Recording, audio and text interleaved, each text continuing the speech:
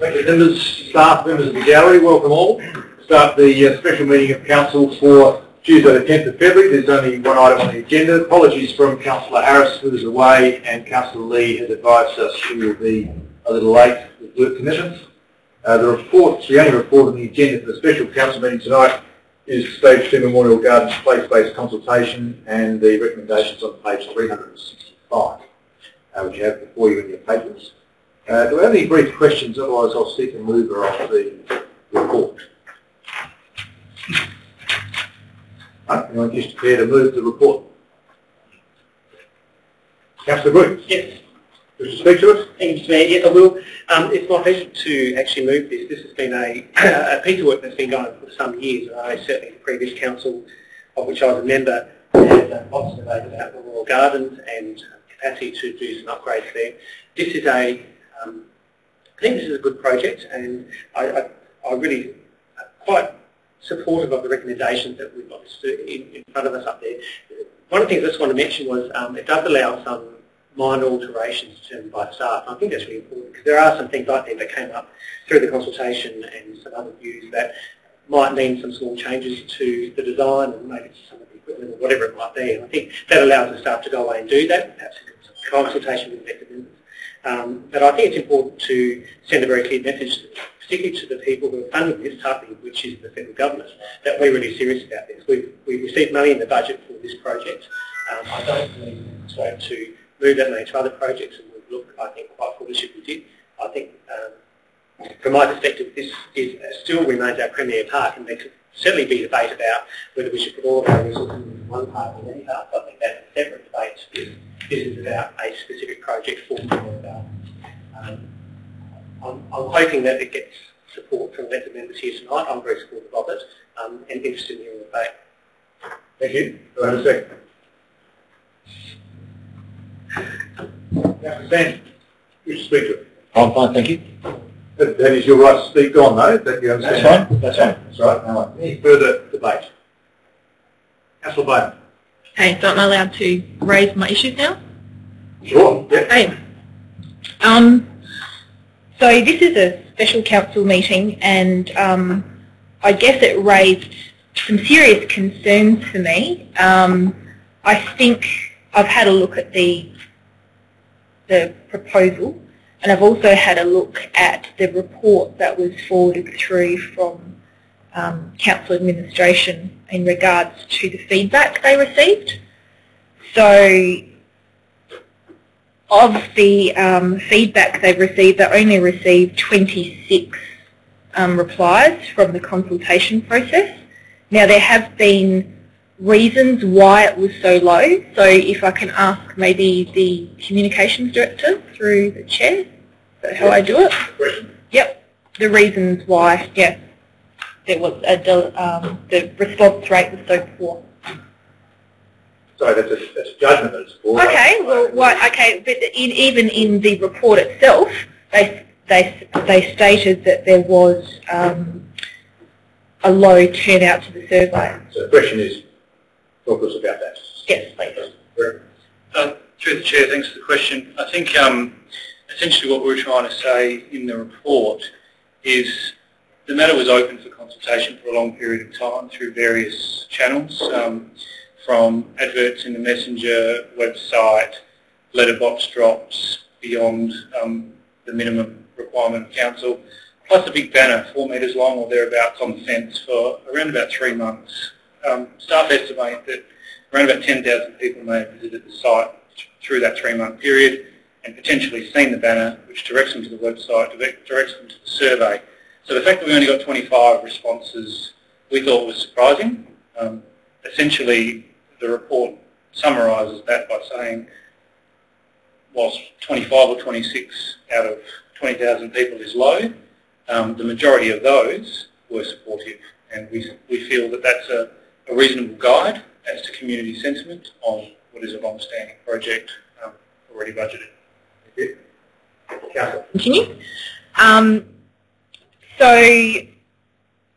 I think, well, I had an inquiry from a member of the public just in regards to this notification, so adjoining their property, and have raised some serious points, and that has been forwarded to the directors and other elected members. They probably would have had the same email. I then asked Mark Goldstone for the directors to answer those queries prior to this meeting, and I was instructed that I wasn't able to get those answers. The main concern that I could gather from it was that this is going up for regional status, which means that you're looking from, you know, people coming as far as Gawler and those kind of areas. And the reason I contacted Brendan Lott, who is sort of overseeing this project, and he said that the reason it was going up for regional status is most likely to get funding. Now, as a councillor, and I think for other elected members, I think you should really be considering what's best for the community, not just what's most likely to get funding. So we're talking about, you know, this is the first phase, and I've been told it's shovel ready for a $600,000 redevelopment in the absence of a clear park strategy. And it's been identified from members of the public that there are other parks within the city that are in dire need of funding spent. And many would agree that the Memorial Gardens, which has, from information I have, about 10 memorials in the gardens itself, that is the jewel in the crown of Prospect. And you're eating into existing space that is currently used. I mean, I went to the Twilight concerts. There's people doing yoga there the other day. And I just don't see why we're spending taxpayers' money, not just at local level, but at federal level. And I think the design is great, but it hasn't been considered, and I can't justify going ahead with this development without the information that says that the community is supportive and that regional status is warranted. So I would seriously consider, now again I'm a new councillor so I apologise, at least deferring the decision to go forward with this until we have information that supports it, or some of these questions are answered, or we rescind it. So I don't know if I can take advice from the chair, or can I? So you've got 1 minute left. Right. What's your question? Okay, what I would like to do is either delay the decision to go ahead with this until such time that the directors can provide more substantial information for me as an elected member to make a decision on this, because at the moment it just doesn't add up. So it's a simple question, otherwise I'll restate your clock. So the question is, what's the process to do that? Yes. Okay. So the simple thing to do, if you can convince the other elected members, is to vote it down. Then this motion doesn't go anywhere at all.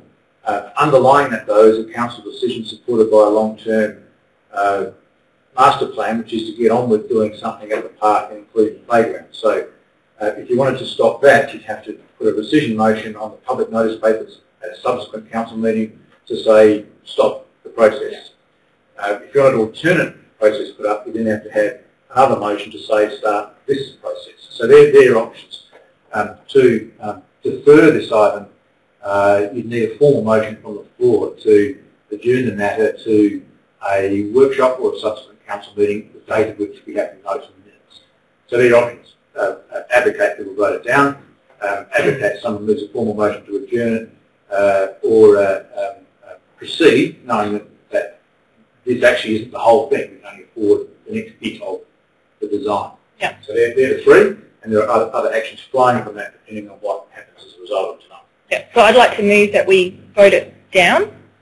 So I'm not aware if other elected members have a conflict with the gardens, or I don't know how that works either. So I'd like to move that we vote it down. I think that's it. Okay. Thank you. Right, any further debate? Yes, taking on board the Councillor Bowman's comments, and I think there are some good points that have been made from the consultation. Perhaps it's, I don't know, quality rather than quantity. On terms of consultation process, this needs to be actually put into context of some years of previous discussion, research, going back to 2010 Prospect Memorial Gardens Master Plan, so that was before Council Bowen. I'm mindful that we do have half of our council elected members that are new, so I understand that some of the frustration, about not being able to perhaps put the finger on some of these types of things.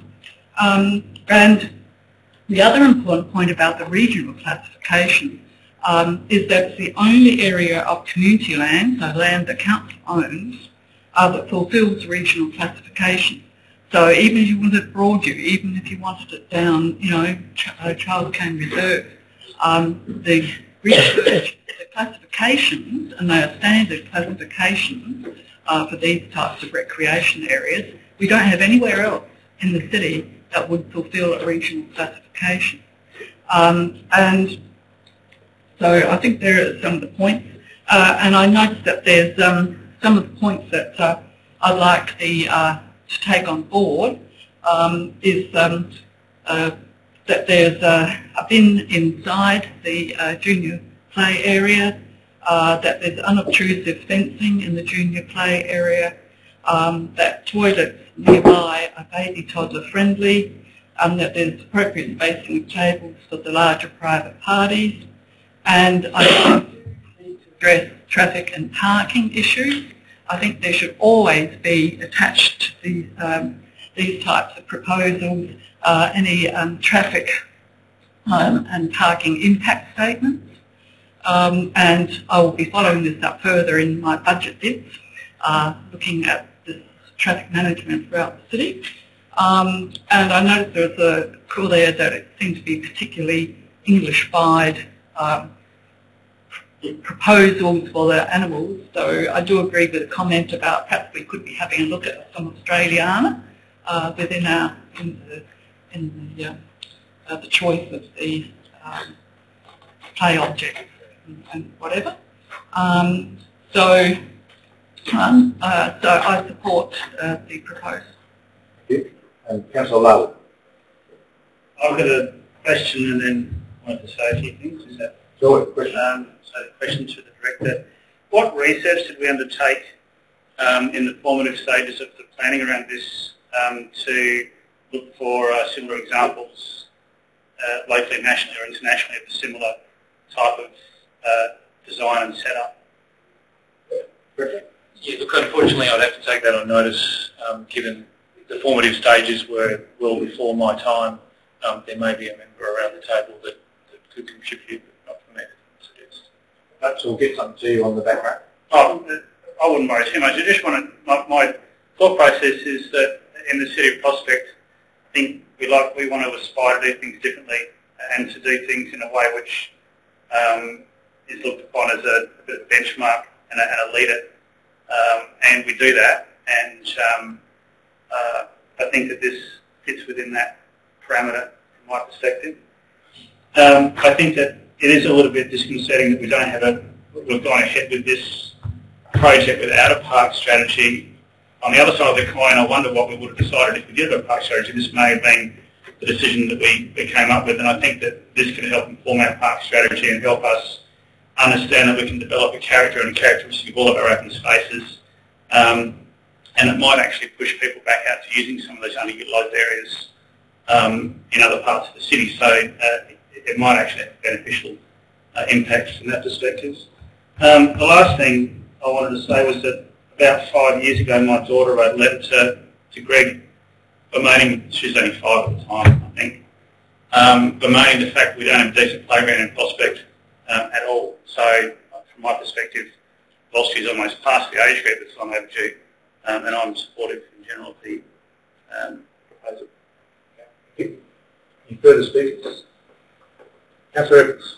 Thank you, Mr. Mayor. And I will be supporting this proposal that's put forward on the basis that it's really $72,000 that we're contributing. So the $112,000 has already been offset by $42,000 of other revenue, and in order for us to really hang on to that revenue, I think as Councillor Group mentioned, we do in many ways need to commit to this project.